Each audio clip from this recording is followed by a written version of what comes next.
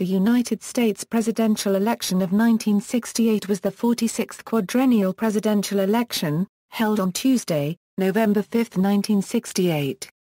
The Republican nominee, former Vice-President Richard Nixon, won the election over the Democratic nominee, incumbent Vice-President Hubert Humphrey.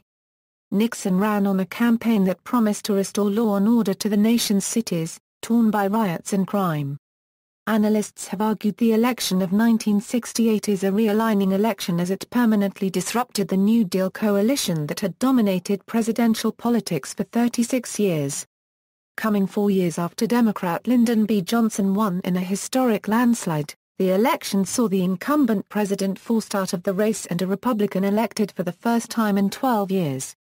It was a wrenching national experience, conducted during a year of violence that included the assassination of civil rights leader Martin Luther King, Jr., and subsequent race riots across the nation, the assassination of Democratic presidential candidate Robert F. Kennedy, widespread opposition to the Vietnam War across university campuses, and violent confrontations between police and anti-war protesters at the 1968 Democratic National Convention as the Democratic Party split again and again.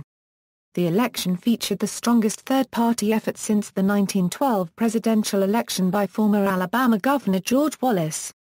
Wallace was a vocal advocate for racial segregation in public schools, a position which gained much popularity in his home state, and across much of the Deep South.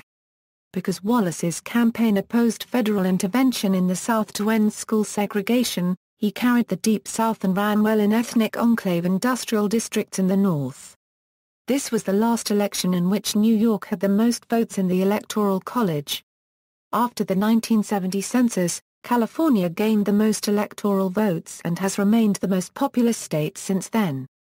This was also the last election where at least one state was carried by a third-party candidate. This is the most recent election where the victorious national ticket failed to carry the vice-presidential candidate's home state. Historical background: in the election of 1964, incumbent Democrat Lyndon B. Johnson won the largest popular vote landslide in U.S. presidential election history over Republican Barry Goldwater. During the presidential term that followed, Johnson was able to achieve many political successes, including the passage of his sweeping Great Society domestic programs, landmark civil rights legislation, and the continued exploration of space. At the same time, however, the country endured large-scale race riots in the streets of its larger cities, along with a generational revolt of young people and violent debates over foreign policy. The emergence of the hippie counterculture, the rise of New Left activism, and the emergence of the Black Power movement exacerbated social and cultural clashes between classes, generations, and races. Every summer since 1964, major cities erupted in massive race riots that left hundreds dead or injured and destroyed hundreds of millions of dollars in property. Adding to the national crisis, on April 4, 1968, civil rights leader Reverend Martin Luther King, Jr., was assassinated, igniting further mass rioting and chaos, including Washington, D.C., where there was rioting within just a few blocks of the White House and machine guns were stationed on the Capitol steps to protect it. The most important reason for the precipitous decline of President Johnson's popularity was the Vietnam War, which he greatly escalated during his time in office. By late 1967, over 500,000 American soldiers were fighting in Vietnam. Draftees made up 42% of the military in Vietnam, but suffered 58% of the casualties as nearly 1,000 Americans a month were killed and many more were injured. Johnson's position was particularly damaged when the national news media began to focus on the high costs and ambiguous results of escalation, despite his repeated efforts to downplay the seriousness of the situation. In early January 1968, Secretary of Defense Robert McNamara stated that the war would be winding down as the North Vietnamese were losing their will to fight, but shortly thereafter, they launched the Tet Offensive, in which the North Vietnamese and Communist Viet Cong forces launched simultaneous attacks on all government strongholds in South Vietnam. The Tet episode led many Americans to ponder whether the war was winnable or worth it. In addition, they felt they could not trust their government's assessment and reporting of the war effort. the Pentagon called for sending several 100,000 more soldiers to Vietnam. Johnson's approval ratings fell below 35%, and the Secret Service refused to let the president make public appearances on the campuses of American colleges and universities, due to his extreme unpopularity among college students. The Secret Service also prevented Johnson from appearing at the 1968 Democratic National Convention in Chicago, because it could not guarantee his safety from assassination. Nominations: Democratic Party nomination. Democratic candidates: Hubert Humphrey, U.S. Vice President, from Minnesota; Robert F. Kennedy, U.S. Senator from New York and former Attorney General Eugene McCarthy, U.S. Senator from Minnesota; George McGovern, U.S. Senator from South Dakota; Lyndon B. Johnson, President of the United States, from Texas. Candidates Gallery. Enter Eugene McCarthy, because Lyndon Johnson had been elected to the presidency only once, in 1964, and had served less than 2 full years of the term before that. The 22nd Amendment did not disqualify him from running for another term. Johnson had served only 12 months following the assassination of John F. Kennedy before being elected in 1964 to a full term. As a result, it was widely assumed when 1968 began that President Johnson would run for another term, and that he would have little trouble winning the Democratic nomination. Despite growing opposition to Johnson's policies in Vietnam, it appeared that no prominent Democratic candidate would run against a sitting president of his own party. It was also accepted at the beginning of the year that Johnson's record of domestic accomplishments would overshadow public opposition to the Vietnam War and that he would easily boost his public image after he started campaigning. Even Senator Robert F. Kennedy of New York, an outspoken critic of Johnson's policies with a large base of support, initially declined to run against Johnson in the primaries. Poll numbers also suggested that a large share of Americans who opposed the Vietnam War felt the growth of the anti-war hippie movement among younger Americans was not helping their cause. On January 30, however, claims by the Johnson administration that a recent troop surge would soon bring an end to the war were severely discredited when the Tet Offensive broke out. While the American military was eventually able to fend off the attacks, and also inflict heavy losses among the communist opposition, the ability of the North Vietnamese Army and Viet Cong to launch large-scale attacks during the Tet Offensive's long duration greatly weakened American support for the military draft and further combat operations in Vietnam. In time, only Senator Eugene McCarthy of Minnesota proved willing to challenge Johnson openly. Running as an anti-war candidate in the New Hampshire primary, McCarthy hoped to pressure the Democrats into publicly opposing the Vietnam War. Since New Hampshire was the first presidential primary of 1968, McCarthy poured most of his limited resources into the state. He was boosted by thousands of young college students led by youth coordinator Sam Brown, who shaved their beards and cut their hair to be clean for Gene. These students organized get-out-the-vote drives, rang doorbells, distributed McCarthy buttons and leaflets, and worked hard in New Hampshire for McCarthy. On March 12, McCarthy won 42% of the primary vote to Johnson's 49%, a shockingly strong showing against an incumbent president. Even more impressively, since Johnson had more than 24 supporters running for the Democratic National Convention delegate slots to be filled in the election, while McCarthy's campaign organized more strategically, McCarthy won 20 of the 24 delegates. This gave McCarthy's campaign legitimacy and momentum. Sensing Johnson's vulnerability, Senator Robert F. Kennedy announced his candidacy 4 days after the New Hampshire primary. Thereafter, McCarthy and Kennedy engaged in a series of state primaries. Kennedy won most of the primaries in which he and McCarthy were in direct competition. Johnson withdraws. On March 31, 1968, following the New Hampshire primary and Kennedy's entry into the election, the president announced to the nation in a televised speech that he was suspending all bombing of North Vietnam in favor of peace talks. Johnson concluded his speech and startled the nation by announcing, "With America's sons in the fields far away, with America's future under challenge right here at home, with our hopes and the world's hopes for peace in the balance every day, I do not believe that I should devote an hour or a day of my time to any personal partisan causes or to any duties other than the awesome duties of this office, the presidency of your country. Accordingly, I shall not seek, and I will not accept, the nomination of my party for another term as your president. Not discussed publicly at the time was Johnson's concern he might not survive another term. Johnson's health was poor, and he had suffered a serious heart attack in 1955 while serving in the U.S. Senate. Indeed, he died on January 22, 1973, only 2 days after the new presidential term would have concluded. Bleak political forecasts also contributed to Johnson's withdrawal. Internal polling by Johnson's campaign in Wisconsin, the next state to hold a primary election, showed the president trailing badly.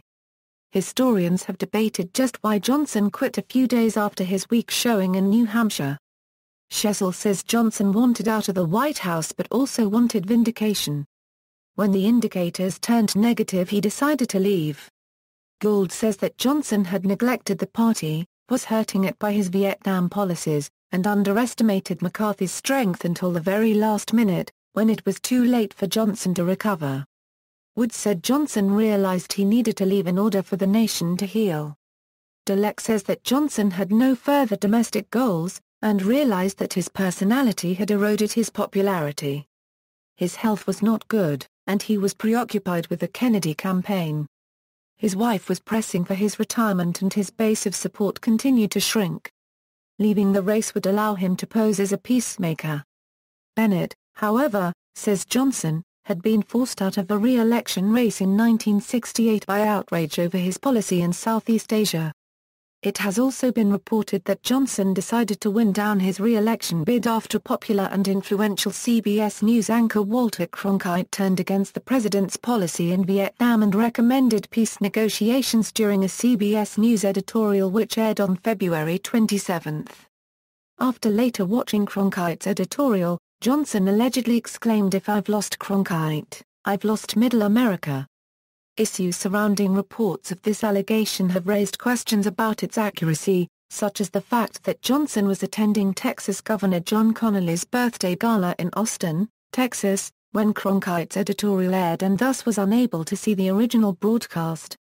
However, Cronkite and CBS News correspondent Bob Schieffer defended reports that the remark had been made and claimed that members of Johnson's inner circle who had watched the editorial with the president, including presidential aide George Christian and journalist Bill Moyers, were able to confirm its accuracy to them at a later time.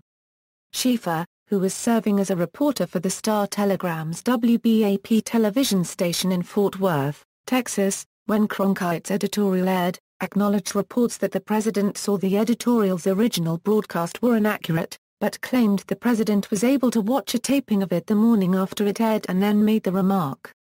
With Johnson's withdrawal, the Democratic Party quickly split into 4 factions, each of which distrusted the other 3. The first faction consisted of labor unions and big city party bosses.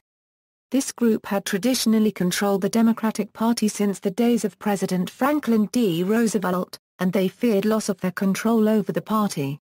After Johnson's withdrawal, this group rallied to support Hubert Humphrey, Johnson's vice president. It was also believed that President Johnson himself was covertly supporting Humphrey, despite his public claims of neutrality.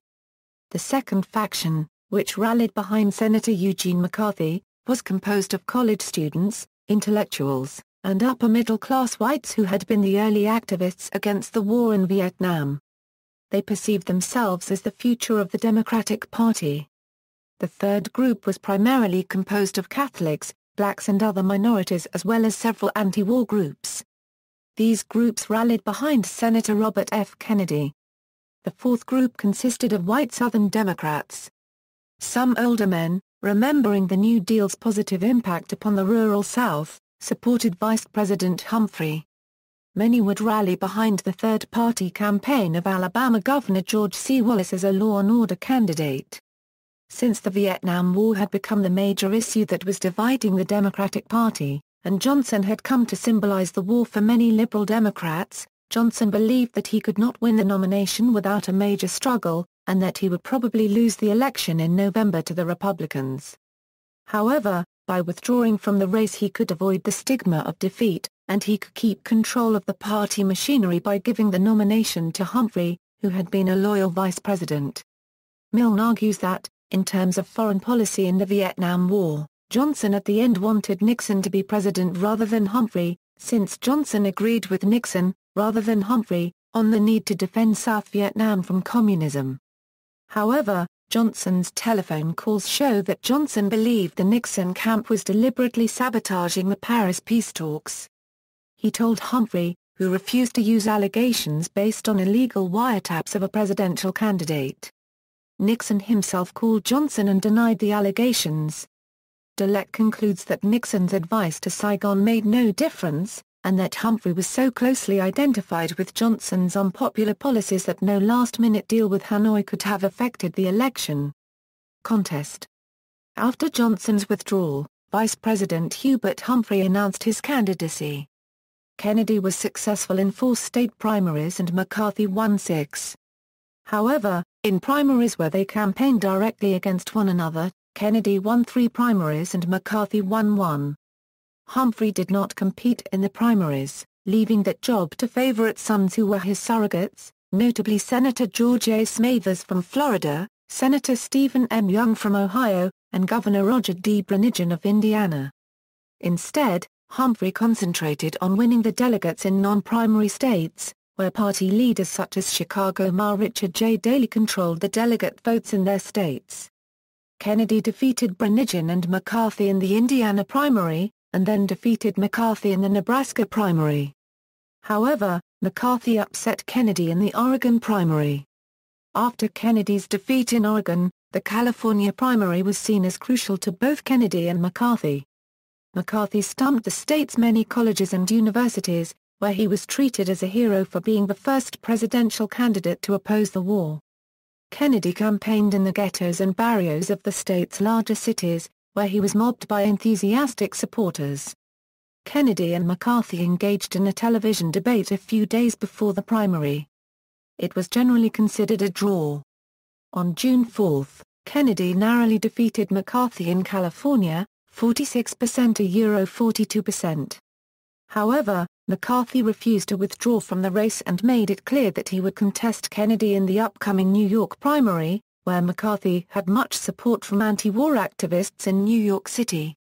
The New York primary quickly became a moot point, however, for in the early morning of June 5, Kennedy was shot shortly after midnight. He died 26 hours later. Kennedy had just given his victory speech in a crowded ballroom of the Ambassador Hotel in Los Angeles. He and his aides then entered a narrow kitchen pantry on their way to a banquet room to meet with reporters. In the pantry, Kennedy and 5 others were shot by Sirhan Sirhan, a Christian Palestinian who hated Kennedy because of his support for Israel. Sirhan admitted his guilt, was convicted of murder, and is still in prison. In recent years some have cast doubt on this, including Sirhan himself, who said he was brainwashed into killing Kennedy and was a patsy. Political historians have debated to this day whether Kennedy could have won the Democratic nomination had he lived. Some historians, such as Theodore H. White and Arthur M. Schlesinger, Jr., have argued that Kennedy's broad appeal and famed charisma would have convinced the party bosses at the Democratic Convention to give him the nomination. Jack Newfield, author of RFK, a memoir, stated in a 1998 interview that on the night he was assassinated, Kennedy had a phone conversation with Mayor Daley of Chicago, and Mayor Daley all but promised to throw the Illinois delegates to Bobby at the convention in August 1968. "I think he said to me, and Pete Hamill, Daley is the ballgame, and I think we have Daley." However, other writers such as Tom Wicker, who covered the Kennedy campaign for the New York Times, believe that Humphrey's large lead in delegate votes from non-primary states, combined with Senator McCarthy's refusal to quit the race, would have prevented Kennedy from ever winning a majority at the Democratic Convention, and that Humphrey would have been the Democratic nominee even if Kennedy had lived. The journalist Richard Reeves and historian Michael Beschloss have both written that Humphrey was the likely nominee, and future Democratic National Committee Chairman Larry O'Brien wrote in his memoirs that Kennedy's chances of winning the nomination had been slim, even after his win in California. At the moment of RFK's death, the delegate totals were Hubert Humphrey 561, Robert F. Kennedy 393, Eugene McCarthy 258, total popular vote, Democratic Convention and anti-war protests. Robert Kennedy's death altered the dynamics of the race. Although Humphrey appeared the prohibitive favorite for the nomination, thanks to his support from the traditional power blocs of the party, he was an unpopular choice with many of the anti-war elements within the party, who identified him with Johnson's controversial position on the Vietnam War. However, Kennedy's delegates failed to unite behind a single candidate who could have prevented Humphrey from getting the nomination. Some of Kennedy's support went to McCarthy, but many of Kennedy's delegates, remembering their bitter primary battles with McCarthy, refused to vote for him. Instead, these delegates rallied around the late-starting candidacy of Senator George McGovern of South Dakota, a Kennedy supporter in the spring primaries who had presidential ambitions himself. This division of the anti-war votes at the Democratic Convention made it easier for Humphrey to gather the delegates he needed to win the nomination. When the 1968 Democratic National Convention opened in Chicago, thousands of young activists from around the nation gathered in the city to protest the Vietnam War. On the evening of August 28, in a clash which was covered on live television, Americans were shocked to see Chicago police brutally beating anti-war protesters in the streets of Chicago in front of the Conrad Hilton Hotel. While the protesters chanted "The whole world's watching," the police used clubs and tear gas to beat back or arrest the protesters, leaving many of them bloody and dazed. The tear gas wafted into numerous hotel suites. In one of them Vice-President Humphrey was watching the proceedings on television. However, the police claimed that their actions were justified because numerous police officers were being injured by bottles, rocks, and broken glass that were being thrown at them by the protesters. The protesters had also yelled verbal insults at the police, calling them pigs, and other epithets. The anti-war and police riot divided the Democratic Party's base. Some supported the protesters and felt that the police were being heavy-handed, but others disapproved of the violence and supported the police. Meanwhile, the convention itself was marred by the strong-arm tactics of Chicago's Mayor Richard J. Daley. In the end, the nomination itself was anticlimactic, with Vice-President Humphrey handily beating McCarthy and McGovern in the first ballot. After the delegates nominated Humphrey, the convention then turned to selecting a vice president. The main candidates for this position were Senators Edward M. Kennedy of Massachusetts, Edmund Muskie of Maine, and Frederick R. Harris of Oklahoma. Governors Richard Hughes of New Jersey and Terry Sanford of North Carolina. Mayor Joseph Alioto of San Francisco, California. Former Deputy Secretary of Defense Cyrus Vance of West Virginia. And Ambassador Sargent Shriver of Maryland. Another idea floated was to tap Republican Governor Nelson Rockefeller of New York, one of the most liberal Republicans. Ted Kennedy was Humphrey's first choice, but the senator turned him down. After narrowing it down to Senator Muskie and Senator Harris, Vice President Humphrey chose Muskie, a moderate and environmentalist from Maine, for the nomination. The convention complied with the request and nominated Senator Muskie as Humphrey's running mate. However, the tragedy of the anti-war riots crippled Humphrey's campaign from the start, and it never fully recovered. Before 1968 the city of Chicago had been a frequent host for the political conventions of both parties. Since 1968 only once has a national convention been held in the city. Many believe that this is due in part to the violence and chaos of the Democratic Convention that year. Source: Keating Holland, All the Votes. Really, CNN, Endorsements, Hubert Humphrey, President Lyndon B. Johnson of Texas, Mayor Richard J. Daley of Chicago, Robert F. Kennedy, Senator Abraham Ribicoff of Connecticut, Senator George McGovern of South Dakota, Governor Harold E. Hughes of Iowa, Senator Vance Hartk of Indiana, Labor leader Cesar Chavez, writer Truman Capote, writer Norman Mailer, actor Shirley MacLaine, actor Robert Vaughn, singer Bobby Darin, Eugene McCarthy, Representative Don Edwards of California, actor Paul Newman, playwright Arthur Miller, writer William Styron, George McGovern, Senator Abraham Ribicoff of Connecticut, Governor Harold E. Hughes of Iowa, Republican Party nomination. Republican candidates: Richard Nixon, former vice president and 1960 presidential nominee from New York; Nelson Rockefeller, governor of New York and candidate for the 1960 and 1964 nominations; Ronald Reagan, governor of California; George W. Romney, governor of Michigan; Harold Stassen, former governor of Minnesota and candidate for the 1948, 1952 and 1964 nominations; Charles H. Percy, senator from Illinois; Jacob K. Javits, senator from New York. Candidates Gallery. Primaries. The front-runner for the Republican nomination was former Vice President Richard Nixon, who formally began campaigning in January 1968. Nixon had worked tirelessly behind the scenes and was instrumental in Republican gains in Congress and governorships in the 1966 midterm elections. Thus, the party machinery and many of the new congressmen and governors supported him. Still, there was wariness in the Republican ranks over Nixon, who had lost the 1960 election and then lost the 1962 California gubernatorial election. Some hoped a more electable candidate would emerge. To a great extent, the story of the 1968 Republican primary campaign and nomination is the story of one Nixon opponent after another entering the race and then dropping out. Nixon was always clearly the front-runner throughout the contest because of his superior organization, and he easily defeated the rest of the field. Nixon's first challenger was Michigan Governor George W. Romney. A Gallup poll in mid-1967 showed Nixon with 39%, followed by Romney with 25%. However, Romney, after a fact-finding trip to Vietnam, told a news reporter that he had been brainwashed by the military and the diplomatic corps into supporting the Vietnam War. The remark led to weeks of ridicule in the national news media. Since he had turned against American involvement in Vietnam, Romney planned to run as the anti-war Republican version of Eugene McCarthy.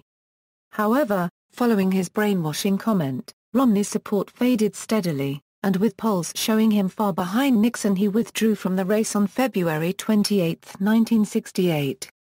Senator Charles Percy was considered another potential threat to Nixon even before Romney's withdrawal, and had planned on potentially waging an active campaign after securing a role as Illinois' favorite son. Later, however, Percy declined to have his name presented on the ballot for the Illinois presidential primary, and while he never disclaimed his interest in the presidential nomination, he no longer actively sought it either. Nixon won a resounding victory in the important New Hampshire primary on March 12, with 78% of the vote. Anti-war Republicans wrote in the name of New York Governor Nelson Rockefeller, the leader of the Republican Party's liberal wing, who received 11% of the vote and became Nixon's new challenger. Rockefeller had originally not intended to run, having discounted a campaign for the nomination in 1965 and planned on making Senator Jacob Javits the favorite son either in preparation of a presidential campaign or to secure him the second spot on the ticket. As Rockefeller warmed to the idea of entering the race again, however, Javits moved his attentions back towards seeking a third term in the Senate. Nixon led Rockefeller in the polls throughout the primary campaign, and though Rockefeller defeated Nixon and Governor John Volpe in the Massachusetts primary on April 30, he otherwise fared poorly in state primaries and conventions, having declared too late to place his name on state ballots. By early spring, California Governor Ronald Reagan, the leader of the Republican Party's conservative wing, had become Nixon's chief rival. In the Nebraska primary on May 14, Nixon won with 70% of the vote to 21% for Reagan and 5% for Rockefeller. While this was a wide margin for Nixon, Reagan remained Nixon's leading challenger. Nixon won the next primary of importance, Oregon, on May 15 with 65% of the vote and won all the following primaries except for California, where only Reagan appeared on the ballot. Reagan's victory in California gave him a plurality of the nationwide primary vote, but his poor showing in most other state primaries left him far behind Nixon in the actual delegate count. Total popular vote, Republican Convention. As the 1968 Republican National Convention opened in Miami Beach, Florida, the Associated Press estimated that Nixon had 656 delegate votes, only 11 short of the number he needed to win the nomination. His only remaining obstacles were Reagan and Rockefeller, who were planning to unite their forces in a Stop Nixon movement. Because Goldwater had done well in the Deep South, delegates to the 1968 Republican National Convention would be more Southern and conservative than past conventions. There was a real possibility that the conservative Reagan would be nominated if there was no victor on the first ballot. Nixon narrowly secured the nomination on the first ballot, with the aid of South Carolina Senator Strom Thurmond, who had switched parties in 1964.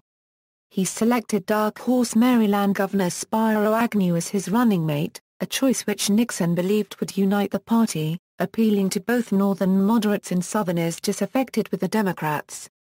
It was also reported that Nixon's first choice for running mate was his longtime friend and ally, Robert Finch, who was the Lieutenant Governor of California at the time, but Finch declined the offer. Finch would later serve as the Secretary of Health, Education, and Welfare in Nixon's administration. Candidates for the vice presidential nomination. As of 2012, this was the last time two siblings ran against each other in a presidential primary. George Wallace and the American Independent Party. The American Independent Party, which was established in 1967 by Bill and Eileen Shearer, nominated former Alabama Governor George Wallace whose pro-segregation policies had been rejected by the mainstream of the Democratic Party as the party's candidate for president. The impact of the Wallace campaign was substantial, winning the electoral votes of several states in the Deep South. Wallace was the most popular 1968 presidential candidate among young men. Wallace also proved to be popular among blue-collar workers in the North and Midwest, and he took many votes which might have gone to Humphrey. Although Wallace did not expect to win the election, his strategy was to prevent either major party candidate from winning a preliminary majority in the Electoral College, which would then give him bargaining power to determine the winner. Wallace's running mate was retired U.S. Air Force General Curtis LeMay. Among others who were considered were Ezra Taft Benson, John Wayne and Colonel Sanders. LeMay embarrassed Wallace's campaign in the fall by suggesting that nuclear weapons could be used in Vietnam. Other parties and candidates, also on the ballot in 2 or more states, were black activist Eldridge Cleaver for the Peace and Freedom Party, Henning Blomen for the Socialist Labor Party, Frederick Halstead for the Socialist Workers' Party, E. Harold Munn for the Prohibition Party, and Charlene Mitchell the first African-American woman to run for president for the Communist Party. Comedians Dick Gregory and Pat Paulson were notable write-in candidates. A facetious presidential candidate for 1968 was a pig named Pegasus, as a political statement by the Yippies, to illustrate their premise that one pig's as good as any other. General election, campaign strategies. Nixon developed a Southern strategy that was designed to appeal to conservative white Southerners, who traditionally voted Democratic, but were deeply angered by Johnson and Humphrey's support for the civil rights movement. Wallace, however, won over many of the voters Nixon targeted, effectively splitting the conservative vote. Indeed, Wallace deliberately targeted many states he had little chance of carrying himself in the hope that by splitting the conservative vote with Nixon he would give those states to Humphrey and, by extension, boost his own chances of denying both opponents an electoral college majority. The Southern strategy would prove more effective in subsequent elections and would become a staple of Republican presidential campaigns. Nixon's campaign was also carefully managed and controlled. He often held town hall-type meetings in cities he visited in which he answered questions from voters that had been screened in advance by his aides. Since he was well behind Nixon in the polls as the campaign began, Humphrey opted for a slashing, fighting campaign style. He repeatedly, and unsuccessfully, challenged Nixon to a televised debate, and he often compared his campaign to the successful underdog effort of President Harry Truman, another Democrat who had trailed in the polls, in the 1948 presidential election.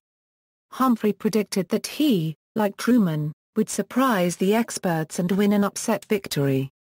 Campaign themes. Nixon campaigned on a theme to restore law and order, which appealed to many voters angry with the hundreds of violent riots that had taken place across the country in the previous few years. Following the murder of Dr. King in April 1968, there was severe rioting in Detroit and Washington, D.C., and President Johnson had to call out the U.S. Army to protect lives and property as smoke from burning buildings a few blocks away drifted across the White House lawn. However, Vice President Humphrey criticized the law and order issue, claiming that it was a subtle appeal to white racial prejudice. Nixon also opposed forced busing to desegregate schools. Proclaiming himself a supporter of civil rights, he recommended education as the solution rather than militancy. During the campaign, Nixon proposed government tax incentives to African Americans for small businesses and home improvements in their existing neighborhoods. During the campaign, Nixon also used as a theme his opposition to the decisions of Chief Justice Earl Warren.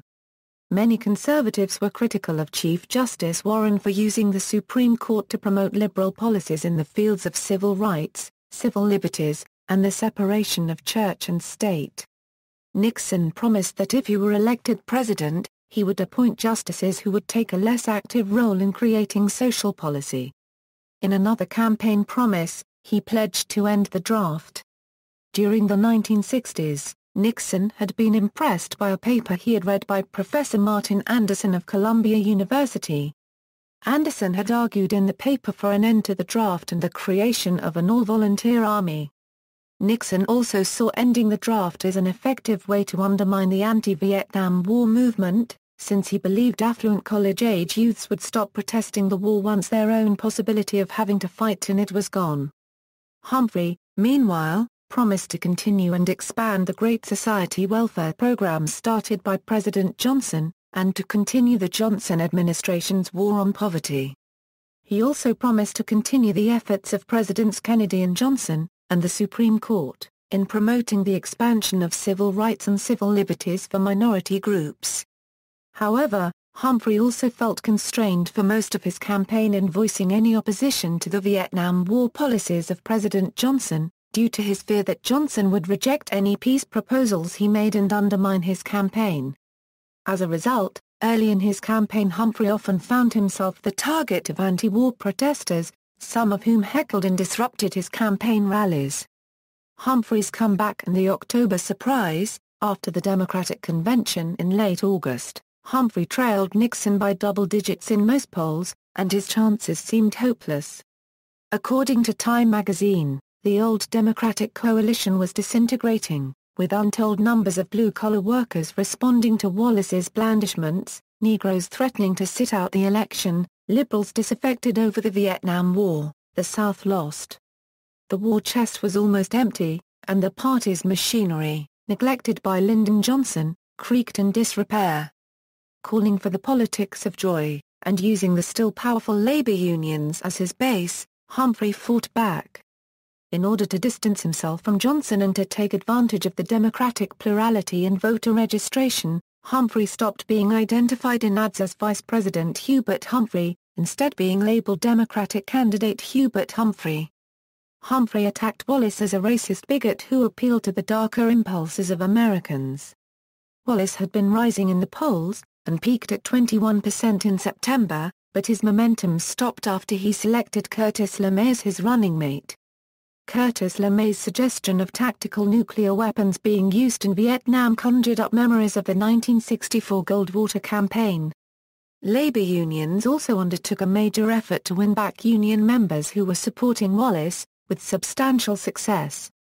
Polls that showed Wallace winning almost one-half of union members in the summer of 1968 showed a sharp decline in his union support as the campaign progressed. As Election Day approached and Wallace's support in the North and Midwest began to wane, Humphrey finally began to climb in the polls. In October, Humphrey, who was rising sharply in the polls due to the collapse of the Wallace vote, began to distance himself publicly from the Johnson administration on the Vietnam War, calling for a bombing halt.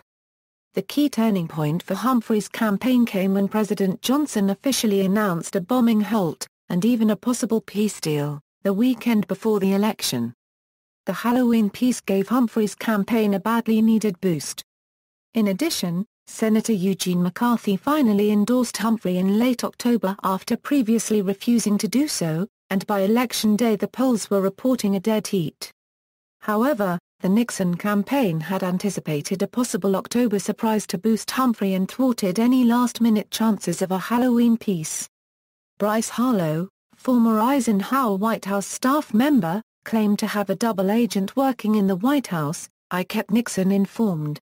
Harlow and Nixon's future National Security Advisor and Secretary of State Henry Kissinger, who was friendly with both campaigns and guaranteed a job in either a Humphrey or Nixon administration, separately predicted Johnson's bombing halt. "The word is out that we are making an effort to throw the election to Humphrey. Nixon has been told of it," Democratic Senator George Smathers informed Johnson. According to Robert Dallek, Kissinger's advice rested not on special knowledge of decision-making at the White House but on an astute analyst's insight into what was happening. Nixon asked Anna Chennault to be his channel to Mr. Thieu in order to advise him to refuse participation in the talks. Thieu was promised a better deal under a Nixon administration. Chennault agreed and periodically reported to John Mitchell that Thieu had no intention of attending a peace conference. On November 2, Chennault informed the South Vietnamese ambassador, "I have just heard from my boss in Albuquerque who says his boss, Nixon, is going to win. And you tell your boss, Thieu, to hold on a while longer." In 1997, Chennault admitted that "I was constantly in touch with Nixon and Mitchell." The effort also involved Texas Senator John Tower and Kissinger, who traveled to Paris on behalf of the Nixon campaign. William Bundy stated that Kissinger obtained no useful inside information from his trip to Paris, and almost any experienced Hanoi watcher might have come to the same conclusion. While Kissinger may have hinted that his advice was based on contacts with the Paris delegation, this sort of self-promotion is at worst a minor and not uncommon practice, quite different from getting and reporting real secrets. Conrad Black asserted that there is no evidence connecting Kissinger in particular, who was playing a fairly innocuous double game of self-promotion, with attempts to undermine the peace talks.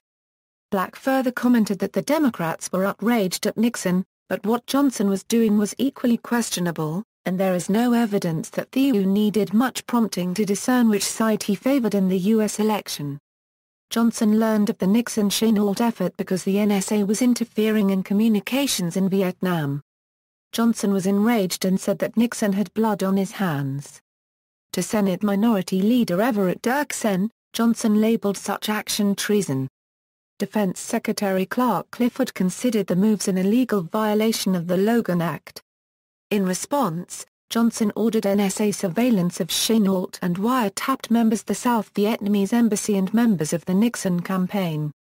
He did not leak the information to the public because he did not want to shock America with the revelation, nor reveal that the NSA was interfering in communications in Vietnam. Johnson did make information available to Humphrey, but at this point Humphrey thought he was going to win the election, so he did not reveal the information to the public. Humphrey later regretted this as a mistake.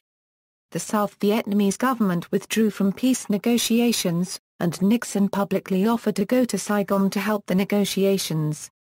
Dallek wrote that Nixon's efforts probably made no difference, because Thieu was unwilling to attend the talks and there was little chance of an agreement being reached before the election. However, his use of information provided by Harlow and Kissinger was morally questionable, and Humphrey's decision not to make Nixon's actions public was an uncommon act of political decency. Either way, a promising peace bump ended up in shambles for the Democratic Party. Election. The election on November 5, 1968, proved to be extremely close, and it was not until the following morning that the television news networks were able to call Nixon the winner. The key states proved to be California, Ohio, and Illinois, all of which Nixon won by 3 percentage points or less. Had Humphrey carried all three of these states, he would have won the election. Had Humphrey carried any two of them, or California alone, George Wallace would have succeeded in his aim of preventing an electoral college majority for any candidate, and the decision would have been given to the House of Representatives, at the time controlled by the Democratic Party. Nixon won the popular vote with a plurality of 512,000 votes, or a victory margin of about 1 percentage point. In the Electoral College, Nixon's victory was larger, as he carried 32 states with 301 electoral votes, to Humphrey's 13 states and 191 electoral votes and Wallace's 5 states and 46 electoral votes. Of the states that Nixon had previously carried in 1960, only Maine and Washington did not vote for him again. This was the last time until 1988 that the state of Washington voted Democratic, and last time until 1992 that Connecticut, Maine, and Michigan voted Democratic in a general election. Nixon is also the last Republican candidate to win a presidential election without carrying any of these states: Alabama, Arkansas, Louisiana, Mississippi and Texas. Nixon said that Humphrey left a gracious message congratulating him, noting, "I know exactly how he felt. I know how it feels to lose a close one." Aftermath. Nixon's victory is often considered a realigning election in American politics. From 1932 to 1968, the Democratic Party was obviously the majority party.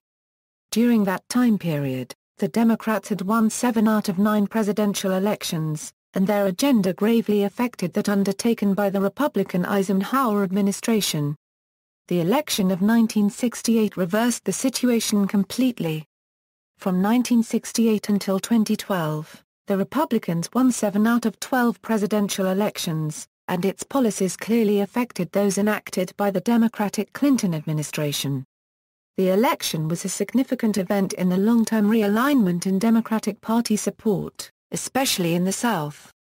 Nationwide, the bitter splits over civil rights, the New Left, the Vietnam War, and other culture wars were slow to heal.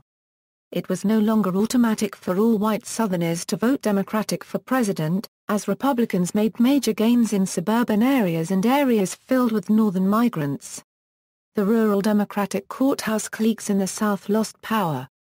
While Democrats controlled local and state politics in the South, Republicans usually won the presidential vote. In 1968 Humphrey won less than 10% of the white Southern vote, with 2/3 of his vote in the region coming from blacks, who now were voting in full strength. From 1968 until 2008, only 2 Democrats were elected president, both native Southerners, Jimmy Carter of Georgia and Bill Clinton of Arkansas. Not until 2008 did a Northern Democrat, Barack Obama, win a presidential election.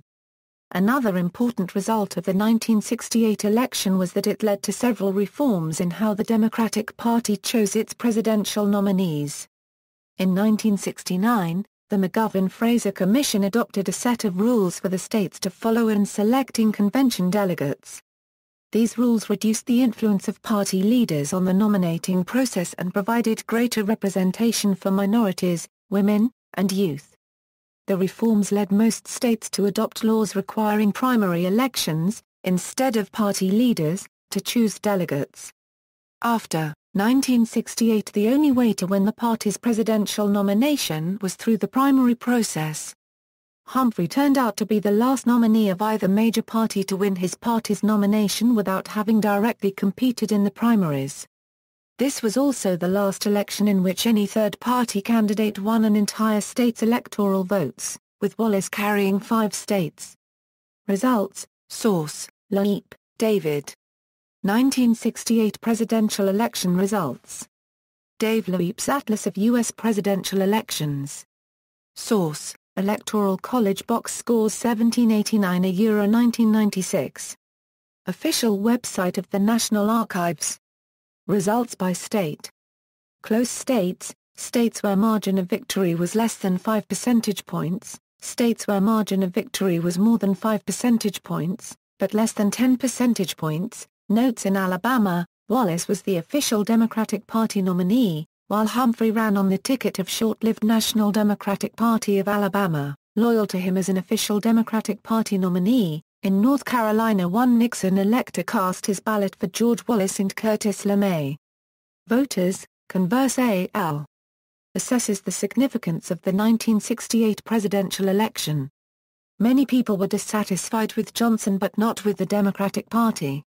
Their dissatisfaction was connected to the Vietnam War, civil rights, and law and order. Humphrey, the choice of an older generation, suffered from identification with the Johnson administration. Wallace attracted many Richard Nixon-bound Democrats and thus was a threat to Nixon. McCarthy's popularity in the New Hampshire primary was a non-differentiated anti-Johnson vote from which many voters went to Wallace. These were not, however, the hardcore McCarthyite followers.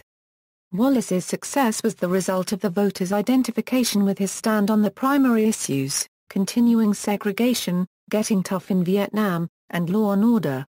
Wallace's supporters were rural and small-town residents in the South and skilled labor in the North.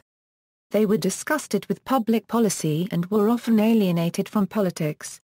The Wallace candidacy helped to bend American politics and politicians to conservatism.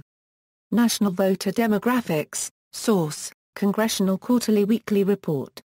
Group analysis of the 1968 presidential vote XXVI, number 48, PA 3218. Voter demographics in the South, source, Congressional Quarterly Weekly Report.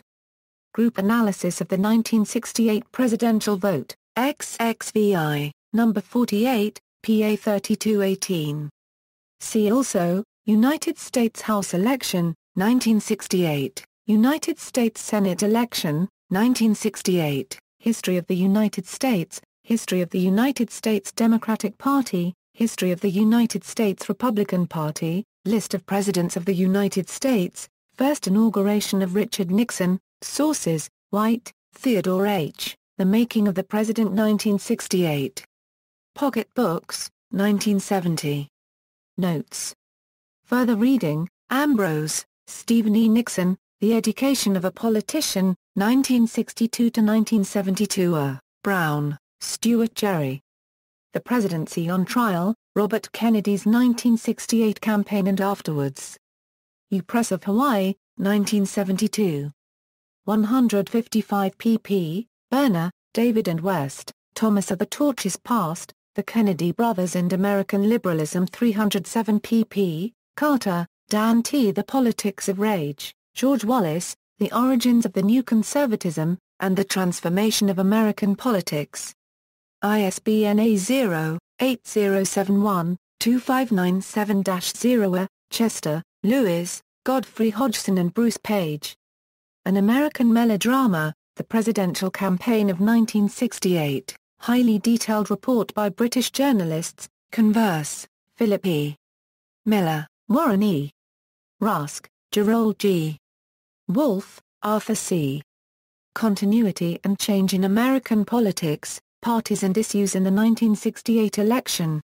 American Political Science Review 1969-63, 4, 1083-1105.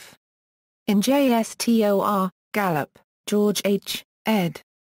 The Gallup Poll, Public Opinion, 1935-1971.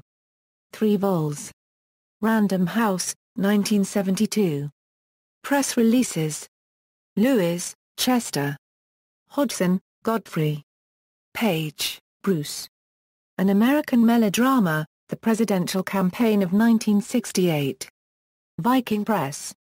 ISBN A0-670-11991-1. Goodwin, Doris Kearns.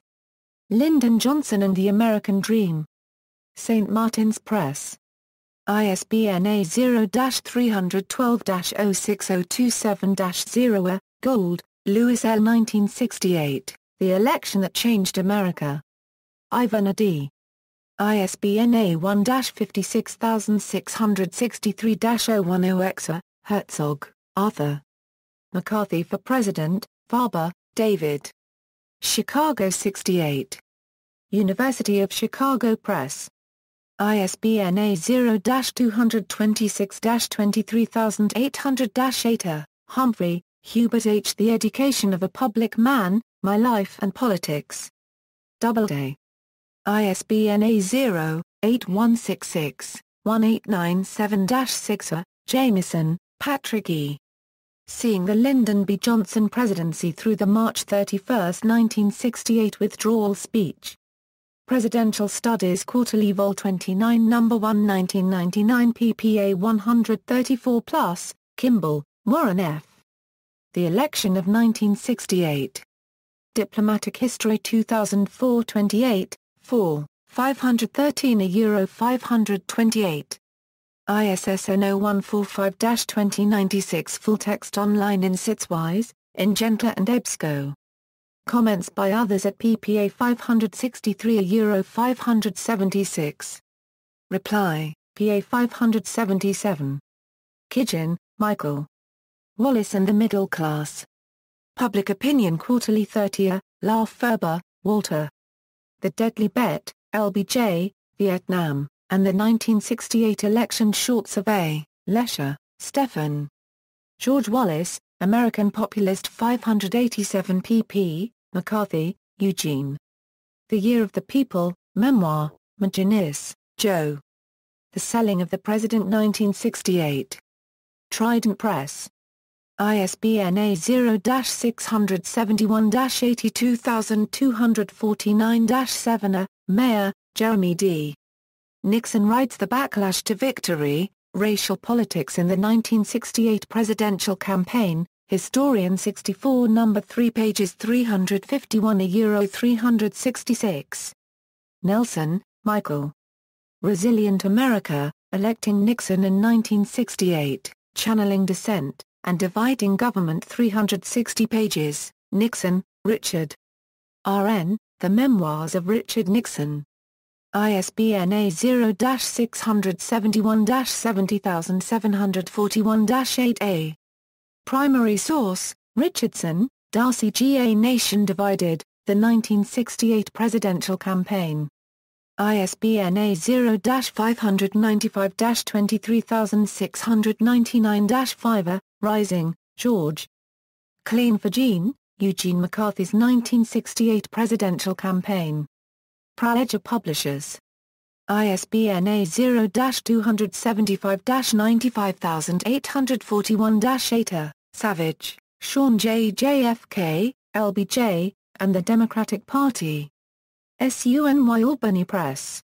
ISBN A0-7914-6169-6. Schlesinger, Arthur M., Jr. Robert Kennedy and His Times. Houghton Mifflin.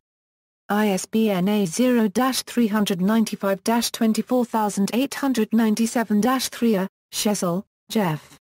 Mutual Contempt, Lyndon Johnson, Robert Kennedy, and the Feud That Defined a Decade, Small, Melvin. The Election of 1968, Diplomatic History 28 No. 4 pages 513 Euro 528, Analysis of Foreign Policy Issues, Solberg, Cal. Hubert Humphrey, Scholarly Biography Excerpt and Text Search, Time. Wallace's Army, The Coalition of Frustration, Time October 18, 1968, Unger, Erwin. Debbie Unger, Debbie. Turning Point, 1968. Scribners. ISBN A0-684-18696-9. White, Theodore H. The Making of the President Euro 1968. Athenaeum. ISBN A0-224-61796-6. Famous report by American journalist, Woods, Randall. LBJ, Architect of American Ambition, external links, The Election Wars 1968 Election Video Page, 1968 Popular Vote by Counties, 1968 Popular Vote by States, 1968 Popular Vote by States, Campaign Commercials from the 1968 Election, How Close Was the 1968 Election? At the Wayback Machine Euro Michael Shepard, Massachusetts Institute of Technology, LBJ tapes implicate Nixon with treason. ABC News. December 5, 2008.